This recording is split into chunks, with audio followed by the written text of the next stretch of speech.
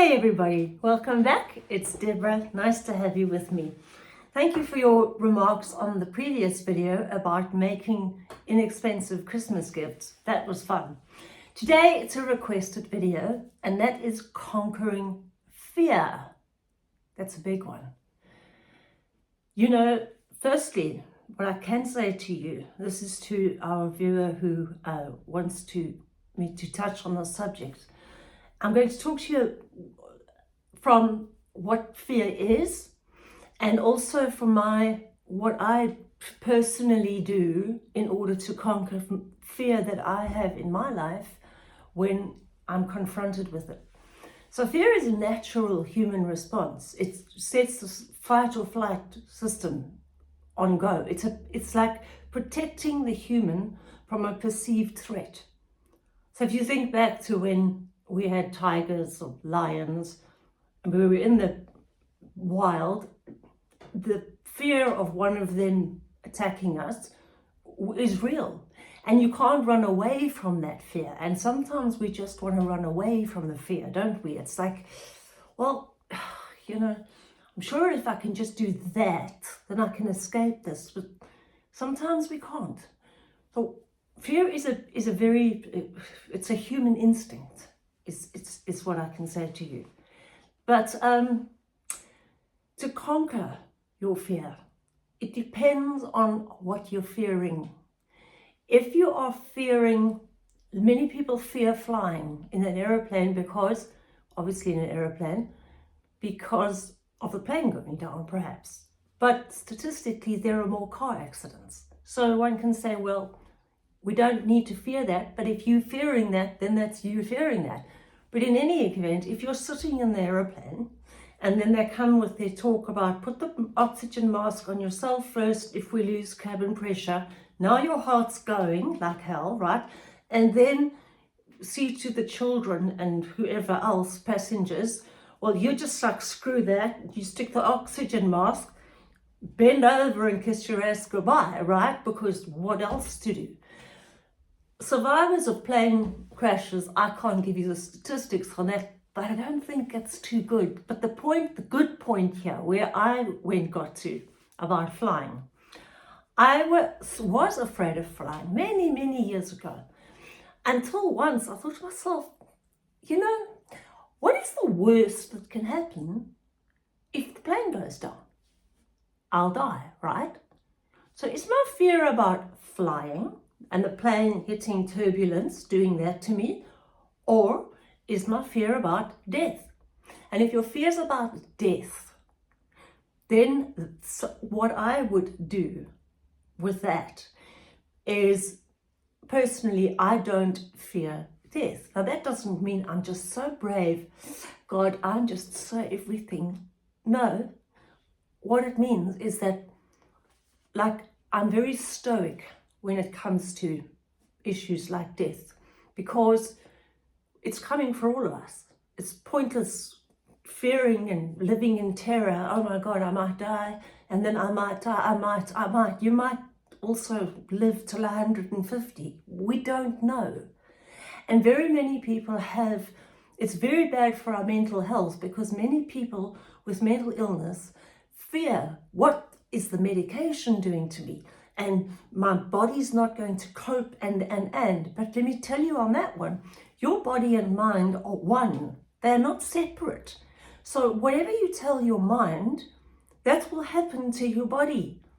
And your body reacts according to how you think, to your thoughts. And that sounds easier said than done, but excuse me, once I had conquered the fear of actually, so I can die, and then didn't seem that scary looking at it like that. And I have faced many, many very fearful situations in my life, and I have found with every single one of them, this is just my opinion, you can try it, but with every single one, I have always had the attitude of, I stand up and I'm like, well, okay, here I am, bring it on, do your worst. And then I talk to my body. So if you're afraid of getting ill, or maybe you are ill and you're afraid of how bad it's getting or it's not getting any better, because everything is healable. Everything is curable in some way, because there are always those people who beat the odds, who beat the statistics. So if you're really ill and you're looking at, well, the end of my life could be soon, well, that would be the same to say that for a baby as it would to say for a woman whose baby's still in the womb, because not everyone gets to carry the baby to full term, and not every baby lives past, well, right up into their grown years. Some succumb to accidents, sickness, all sorts of things. So fear, if you can take it on as like a part of being alive, is having fear. But if it's unhealthy fear for you, if you're feeling that every day you wake up and with like thinking, oh my God, it's another day, I'm still alive, I'm lucky I'm still alive. Instead of that, maybe try, when you wake up in the day, just say, oh cool, it's another day, and talk to your body. Talk to whatever's wrong if you're not well, and just say, you're fine, you're okay, I believe in you. I have a stoic, as I said, I have a stoic attitude to fear, because there is nothing you can do. I read a book once that is entitled Feel the Fear, but Do It Anyway. And that got me to actually bungee jump. I thought I would die of fright. Yeah, I did. But I did it. And my first thought before I jumped off with the things around my ankles, my first thought was, what's the worst that can happen? If this thing snaps, it'll end quickly. Too bad. I'm going to have fun while I can. And I loved it. It was just 2 seconds in and I was loving it. It was so quick anyway. But that doesn't mean to say that I am so brave. It just means to say that I've worked on it. And I don't think fear is a healthy emotion for us to feel constantly, because the cortisol levels in your body are rising, and that makes your organs stress, and that makes your blood pressure rise, and that makes everything go out of whack. So honestly, I would just say to you, look at what you're fearing and write down what is the worst thing that can happen. And when you get to that, then start accepting. If you can start saying, all right, so the worst thing, I can say it to you guys, what's the worst thing that can happen to me? I can die, right? Yes. So am I going to fear dying every day? Am I going to not go and have some dessert because I might get diabetes and that could kill me? Or am I going to not get in that car and go on that road trip, which would really be fun, because you never know, I might get hit by a bus? Or am I not going to get on the aeroplane? I'm not going to fly and visit my friend overseas, because you never know, the plane might go down. Well, you don't know anything. That's the beauty about life with human beings, is that all we know is we know nothing. And when you accept that, I don't know where this is taking me. Yeah, sure, the textbook said this, and the doctor said that.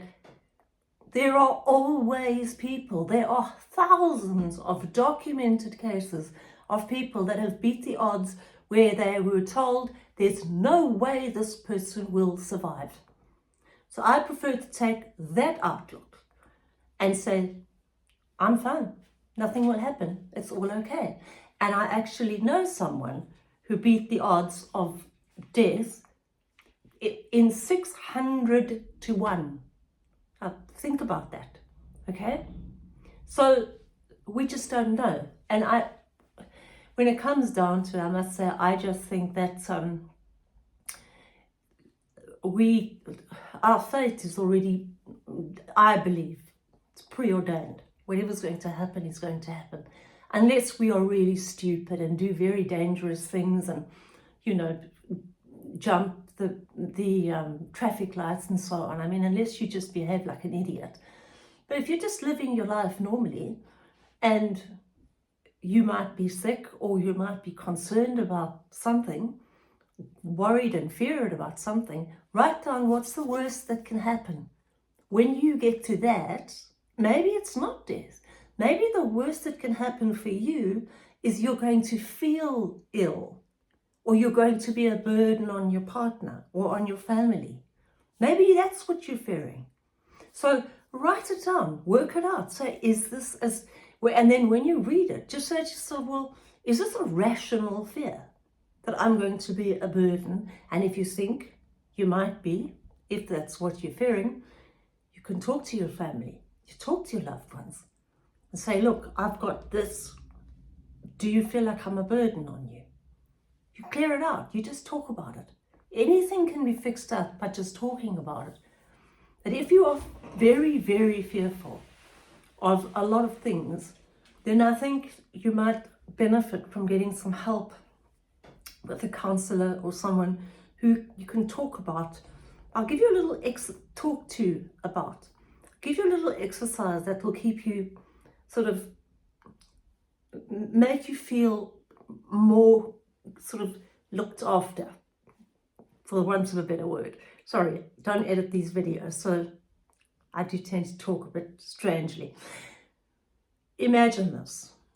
Imagine that you are in a bubble, like you're in the womb of your mother. You're in the uterus, right? Imagine yourself in there, and it's warm, and it's all over, from as far as you can put your hands, right? So it's all down the sides, underneath you, feel it underneath you. And nothing can penetrate that bubble, but there's a little window that you can, if you want to, allow yourself to climb out of, if you want to, but you don't have to. In fact, you can close the window and you can still breathe. It's every time you're feeling fear, if you take yourself back into that warm space and it's filled with what? You can fill it with, say, if you're picturing a womb, blood, maybe it's filled with blue color. It doesn't matter. That's your safe space. And your mind then gets the idea that you're safe. And when your mind starts to feel unsafe, then normally you start to feel unsafe. And then apart from that, you can practice mindfulness. So concentrate on what you're doing all at that particular moment. So instead of doing 100 different things, just take on one thing and do it.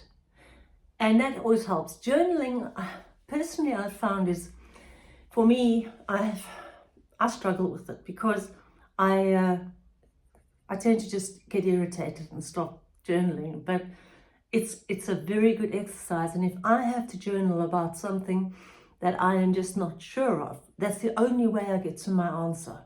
And that is by writing down what it is that I'm unsure of, or if I'm afraid of something, and then what's the worst outcome. And we could say what's the best outcome, but we don't need that. We're looking for what's the worst outcome, because that's where you have to conquer your fear. And then you can become stoic, which means it is what it is. Okay? It's not it's more of an objective thing.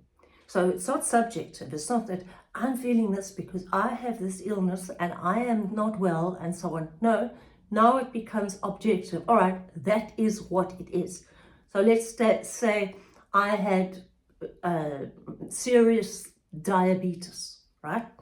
And I have to watch what I eat and it's very serious. I don't know much about diabetes. This is an example.